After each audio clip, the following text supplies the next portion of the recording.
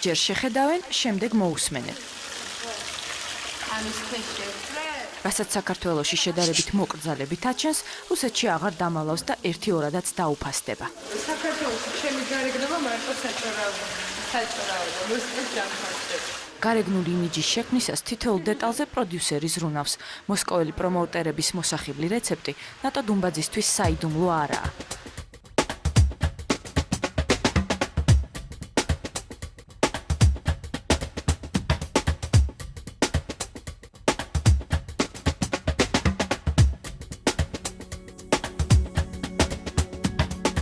ერთ ფოტოსესიას მეორე მოსდევს. ჯაკუსში ქრისტინეს ეროტიკულ ნებივრობას ილას ალტერნატიული ფოტოტუალეტი ენაცვლება.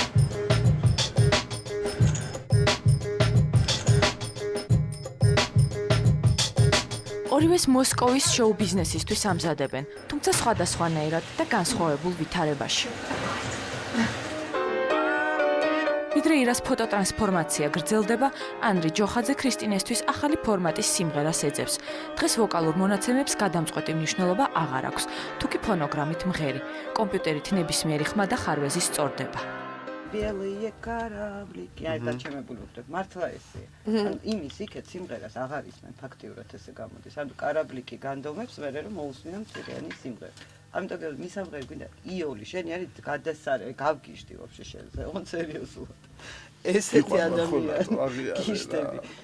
ესე უკრავ, ესე მღერისა და რაღაცა ხარ ის, აღარ გვინდა ეს.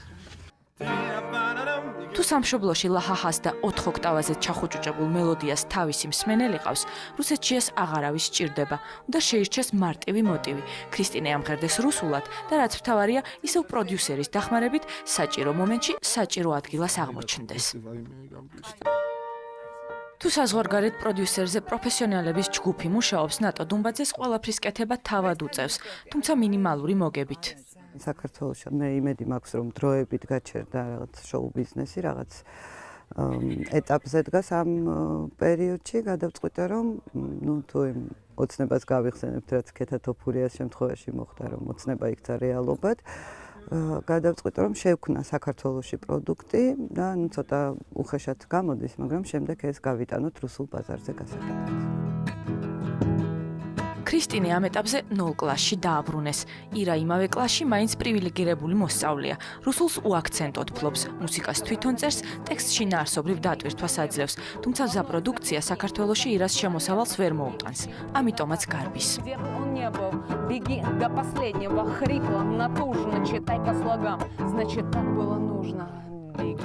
Никуда я не бегу. Из Грузии точно. Я здесь родилась, выросла.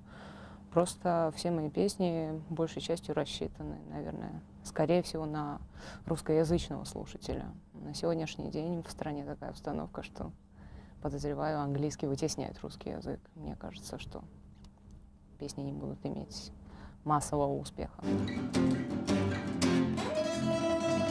წარმატება მასაში ლადო ბურდულის მუსიკას აქ არასდროს ჰქონია, თუმცა ჩვენში ალტერნატიული როკის ერთ-ერთი დამფუძნებელი სამშობლოდან პრინციპულად არ გარბის და თავის დროსელის. ალბომს, რომელზეც ახლა მუშაობს, მეფის დაბრუნება ჰქვია. მის დამუშავებას შესაბამისი ხმის ჩამწერი სტუდიებისა და პროფესიონალების არარსებობის გამო კანადაში აპირებს. მიდიხარ და რას ხედავ ყველგან ირგვლივ. ტიპი გიღებს კლიპს ისე რომ იავნად არ უყვარხარ და აშკარად გზნობ რომ აი ის რასაც შენ ხედავ ერთადერთი რწმენა არის რომ ამბობ რომ არა მე ესეთი არა ვარ რომ იმ ფაქტმა არ დაგარტყას მიდიხარ წერ შენ მუსიკას და გზნობ პიროვნება წერს ისე რომ ეზიზღები არევასები არ იცის ეს მუსიკა და ამისადმი აქვს თვითონ უკვე პროტესტი და აგრესია როცა ამ შენთან ერთად საქმეს აკეთებს იქ როგორ შეიძლება რომ ჩაწერო აი ელემენტალური. ნუ ეხა იმას კიდე რომ ამას კიდე ცალკე ცოდნა უნდა და ცალკე მილიონი სპეციფიური საკითხებია რაშიც უნდა ერკვეოდე და იმაში ვაფშე გაგებაში არ არიან ეს კიდე სულ სხვა დისკოტეკაა. ვიდრე ერთი მეფე კანადიდან სოლოლაკში დაბრუნდება, მეორე ვერაზე საკუთარი თავის დასამხობად მზად არის. მეფობა არ ნიშნავს უბრალოდ კარგად ყოფნას და მეფედ ყოფნას. მეფობა ნიშნავს ყველაფერს ერთად. და მეფე თავისთავად სახელი თქვენ მოგეხსენებათ, რომ მე მეფე ვარ და აქედან გამომდინარე მნიშვნელოვანია თვითონ ამ წიგნის შინაარსის, რადგანაც იქ უფრო ნათლად ჩანს რატო ვარ მე მეფე და რას ნიშნავს საერთოდ მეფობა, რომ ეს არის გზა დემოკრატიისკენ და არა გზა უნიტარიზმისკენ და რაღაც ტოტალიტარული სახელმწიფოსკენ.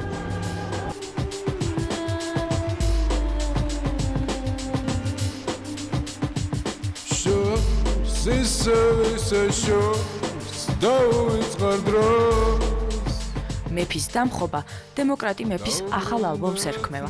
ესტრადაზე წარმოქმნილი ვაკუუმის ამოვსება ირაკლი ჩარკვიანმა რომანის წერით სცადა. წვიმიანი კონცერტებიდან ლით კაფეში გადაინაცვლა, სადაც მალე თაროზე 7 ცურვაც მოთავსდება. ქვეყანაში საავტორო სიმღერისა თუ შოუ-ბიზნესის დეკადანს ვერელი მეფე ერთი მიზეზით ხსნის. რატომაც ქართული შოუ-ბიზნესი მოკვდა ფაქტიურად, აღარ არსებობს და აღარც იარსებებს თუ ესეთი ნება იქნება პოლიტიკური და ესეთი პოლიტიკური ნება ჩვენ ხედავთ. ამათ არ ცალიათ შოუ-ბიზნესი, არ ცალიათ ქართული სიმღერისთვის და ვითომ უნდა მოусმინონ სტრავინსკის ამ ქაჯებმა. თემურ თათარაშვილს დედაქალაქში სცენა არც წვიმის დროს და არც მას შემდეგ ღირსებია. უკვე მესამე წელია მომღერალის სახლშია. კანტიკუნტად გამართულ სამთავრობო კონცერტებზე მისთვის ადგილი რატომღაც ვერ მოიძებნა. პაუზას პროფესიულ მოღვაწეობაში დეპრესიული ფონი ერთვის. რაღაცა გარკვეული ჯგუფი ნამდვილად არსებობს, რომლებიც ყოველ რაღაც კონცერტზე იღებენ მონაწილეობას. მე ჩემთვის არ ვაკადრებ იმას, რომ თქვა რომ აღარ ვარგი ვარ და ალბათ იმიტომ არ მეძახია. მე ვარგი ვარ და კიდე დიდი ხანი მივარგებ, პირველად ვამბობ ალბათ ამას მით უმეტეს ეთერში. ძალიან აღარც მერიდება ამის თქმა, მაგრამ ეს და ეთყობა ესეა, შენ თუ არ დააფასე, არავინ არ დაგაფასებს. სამთავრობო კონცერტებს თავისი პროდიუსერი ყავს. თუ ვინ იმღერებს ელიტარულ სცენაზე, უმაღლეს ეშელონებში წყდება. კრიტერიუმი ორგანიზატორთა გემოვნებაა. ძალიან ბევრი პროდიუსერი არის ამ ქალაქში. ყველას აქვს თავისი გემოვნება, ყველას აქვს თავისი ხედვა და ნება იბოძოს იმ ადამიანმა, ვინცაც ჩემი გემოვნება არ მოსწონს და მე მისი საერთოდ თავი დამანებოს. და მე როდესაც ვაკეთებ რაიმე ღონისძიებას, მე ვთვლი, რომ ის ჩემი ესთეტიკიდან გამომდინარე უნდა იყოს აუცილებლად.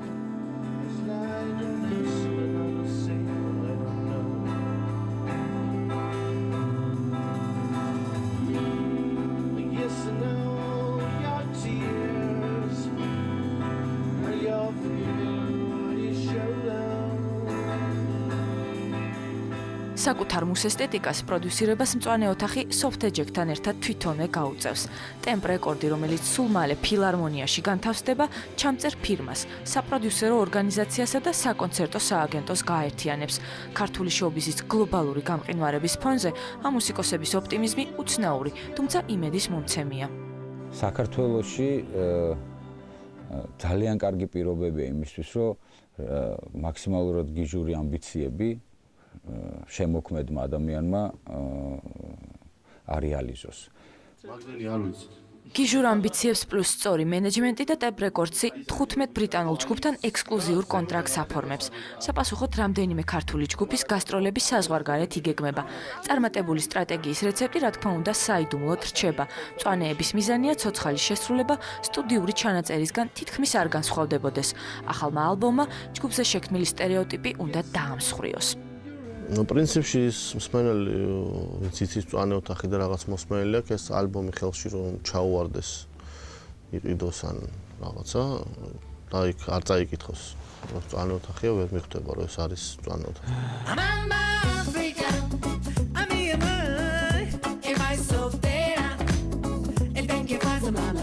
დათო გომართელი ამ ეტაპზე არა სტერეოტიპის მსხვერპლით, არამედ საზღვრების რღვევითაა დაკავებული. უკონცერტობას სამშობლოში, საზღვარგარეთ გასტროლებითა და საემიგრანტო შოუებით ავსებს. ესეც რაღაც ჩვენი ბედია ეთყობა. რომ იმ ქართულ დიასპორას, რომელიც საქართველოს საზღვრებს გარეთ ცხოვრობს, ენატრება ქართველი მომღერლები.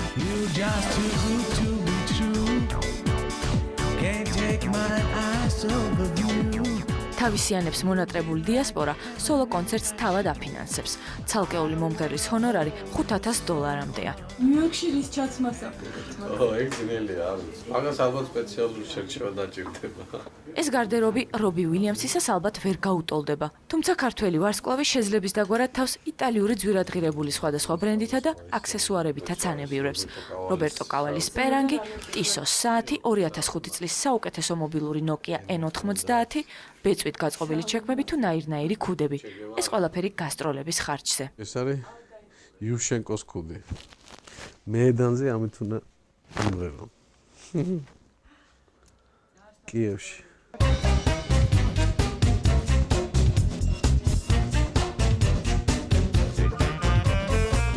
ჩემოდნები ლელა წურწუმიას ყოველთვის მზად აქვს. მოსკოვიდან ჩამოსული მომღერალი მალე ისევ რუსეთში გაემგზავრება. იქ საინტერესო პროექტები ელის. ეს სამკაული მეკეთა ბუშის ვიზიტის დროს როცა.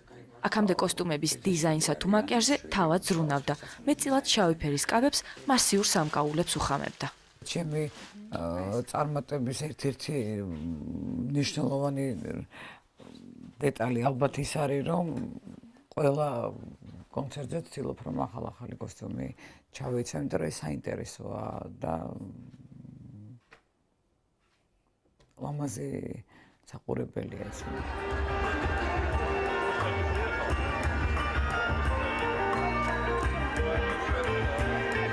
თბილისში, სადაც ნოემბრის შემდეგ არ უმღერია, კონცერტს რესტორანში მართავს.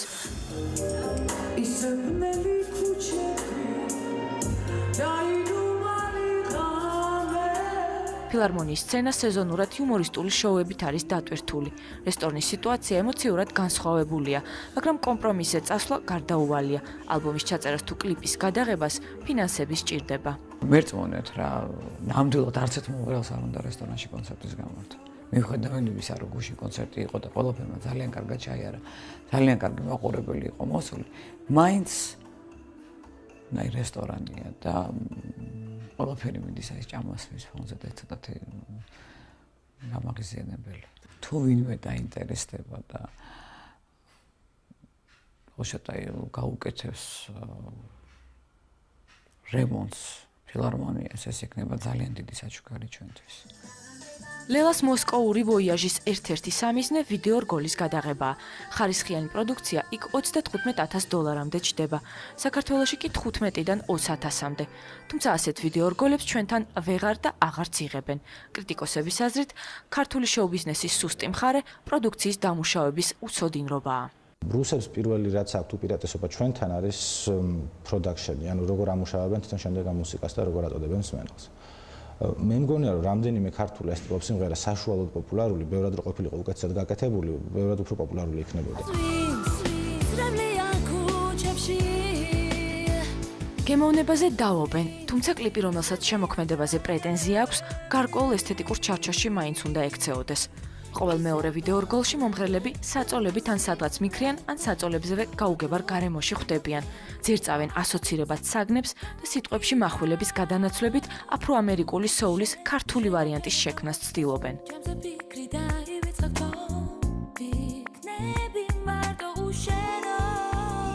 რამდარჩი რაღაც უკან წავიდა ხატრული და ტექნიკური ხარისხით, იმიტომ რომ თუნდაც აი რაც იყო რამდენიმე წლის წინ, ეხლა უფრო ნაკლები ბიუჯეტიანი პროდუქცია იღება და მე ვფიქრობ, რომ ეს სამარცხვინოა. ეს არის სიმღერა. სულ უფრო იშვიათად იმართება კლიპების პრეზენტაციებიც, თუმცა საჩვენებელიც არაფერია. მეგობრის მიერ მეგობრისთვისვე გადაღებული მცირე ბიუჯეტიანი რგოლის ჩვენებაზე ერთი და იგივე საზოგადოება იკრიბება და ამით ბიზნესი იწურება. არადა მდიდარი მუსიკალური ტრადიციების ქვეყანაში არაერთი შემსრულებელი ორიგინალური იდეებითა და კარგი ვოკალური მონაცემებით უკეთესი დროის მოლოდინშია.